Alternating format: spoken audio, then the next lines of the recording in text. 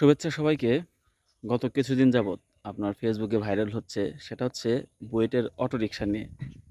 তো ভাইরাল হওয়ার আরেকটা দিক হচ্ছে কি, আপনার এত বড় এক বলতে গেলে বাংলাদেশের সর্বোচ্চ বিদ্যাপীঠ, বাংলাদেশের সবচেয়ে মেধাবীরা ওইখানে পড়াশোনা করে। বুয়েটের মতো প্রতিষ্ঠান থেকে একটি অটোরিকশা উদ্ভাবন করা হয়েছে বা নকশা করা হয়েছে, যেটা ঢাকা শহরে চলবে।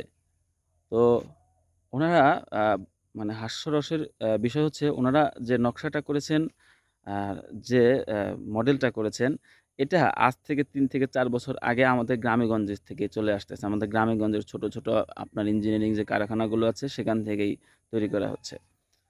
তো এটা হাস্যরসের ব্যাপারই। কারণ হচ্ছে, বুয়েটের মতো একটা প্রতিষ্ঠান থেকে আপনার এরকম একটা অটোরিকশা আবিষ্কার হবে, এটা সত্যি একটা হাস্যরস। আপনার দেখেন, আপনার একটা মানিকগঞ্জের একটা ছেলে আপনার বিমান আবিষ্কার করেছে। সে আসলে প্রাতিষ্ঠানিক কোনো শিক্ষা জানে না। সেখান থেকে আপনার বিমান আবিষ্কার করেছে। আর আমাদের বুয়েটের মতো একটা প্রতিষ্ঠান থেকে আপনার অটোরিকশা ডিজাইন করা হয়েছে বর্তমানে। তো সেটা সত্যিই একটা অবাক করার বিষয় এবং হাস্যকরের বিষয়। তো এরকম একটি বিষয় নিয়ে আসলে আসতে চাচ্ছিলাম না। কিন্তু আমাদের যেহেতু সর্বোচ্চ বিদ্যাপীঠ, সেটা নিয়ে আসলে কথা চলতেছে। আমার খুব খারাপ লেগেছে। আপনার আমাদের আসলে প্রযুক্তিগতভাবে আমরা অনেক পিছিয়ে। আমাদের শিক্ষা প্রতিষ্ঠানগুলোতে আসলে ওরকম শিক্ষা দেওয়া হয় না। আমাদের শিক্ষার ব্যয় খুবই কম। আমাদের শিক্ষা খাতে আসলে ওইভাবে বরাদ্দটা আমার মনে হয় কম। বিশেষ করে আপনি দেখবেন, আ সারা বিশ্বে আপনার বিশেষ করে আমাদের পাশের দেশ, আপনি খুব খেয়াল করবেন, আমাদের পাশের দেশ, আপনাদের ওইখানে শিক্ষা ব্যবস্থাটা দেখবেন, ওখান থেকে আমাদের হচ্ছে Facebook, Google, Meta, আপনার হচ্ছে কি বলবো? Microsoft, বড়, বড় প্রতিষ্ঠানে ওনারা চাকরি করতেছে এবং বড় প্রতিষ্ঠানে বড়, বড় পজিশনে ওনারা চাকরি করতেছে। এবং ওখান থেকে প্রচুর মানুষ সারা বিশ্বে চলে যাচ্ছে এবং প্রযুক্তিগতভাবে কাজ করতেছে। তো আমরা কোথায় দাঁড়িয়ে আছি?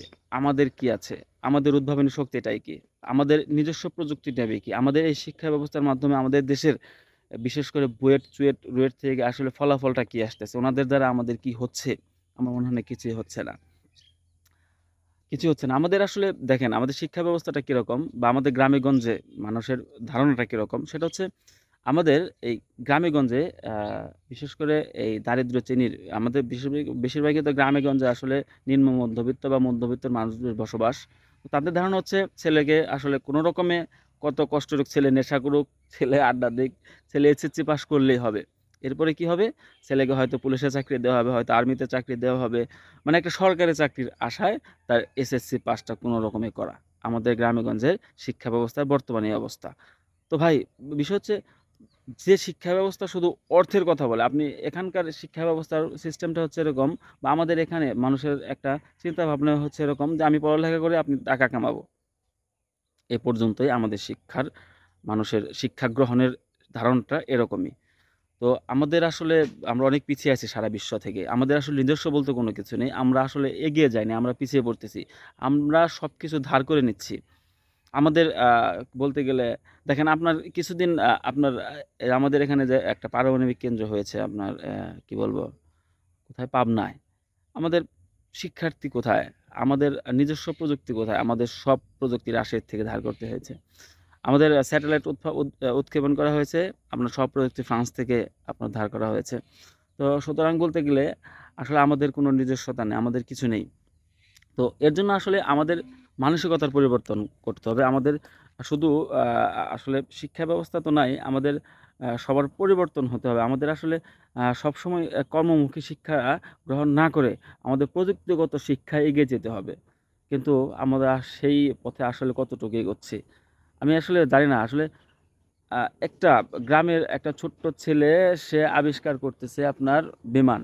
আর আমাদের বুয়েট, কুয়েট, রুয়েট থেকে আসতেছে হচ্ছে অটোরিকশা। এটা সত্যিই আমাকে আসলে খুব অবাক করেছে। তবে আমি আসলে এখান থেকে আরো বড়, বড় অনেক কিছু হয় সম্ভবত। আপনার বিশেষ করে আমি যতটুক জানি বা খোঁজ রেখেছি, এসব বড় প্রতিষ্ঠান থেকে ছেলেপেলেরা বের হয়ে আপনার বেশিরভাগ ছেলেপেলের স্কলারশিপ নিয়ে বিদেশে চলে যায়। আসলে বড়, বড় প্রতিষ্ঠানে হয়তোবা চাকরি করতে পারে। কিন্তু আসলে বাংলাদেশে আসলে এটা আসলে আমার মনে হয় না কোনো কিছু কাজে আসে। খুব কাজে আসে। তো আমার আ কথা বলার একটাই কারণ, সেটা হচ্ছে আমাদের মনে হচ্ছে আমাদের বিশেষ করে সবার এই শিক্ষা ব্যবস্থাটার দিকে নজর দিতে হবে। আমাদের আসলে এত পিছিয়ে থাকলে হবে না। সারা বিশ্ব প্রযুক্তিগতভাবে এগিয়ে গেছে। তো তো ভালো থাকবেন। বুয়েট, আশা করি বুয়েট পরবর্তীতে ভালো কিছু উদ্ভাবন করে দেখাবে, যেটা আমাদের সারা বাংলাদেশের জন্য কাজে লাগবে। কুয়েট, চুয়েট, টুয়েট, এখান থেকে আমরা আশা করি ভবিষ্যতে ভালো কিছু পাবো। ধন্যবাদ সবাইকে।